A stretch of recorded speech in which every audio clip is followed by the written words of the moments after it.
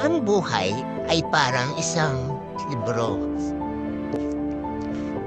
Minsan, may mga pahina na kailangan nating balikan at pag-aralan. Ang mahalaga, huwag nating hayaang ang mga pagkakamali ang magpatigil sa ating kwento. Tuklasin ang mga aral, baguhin ang mga pahina, at lumikha ng magandang kwento.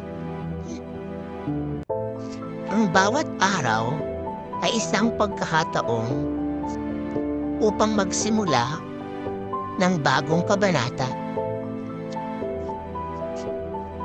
Ipagpatuloy natin ang paglalakbay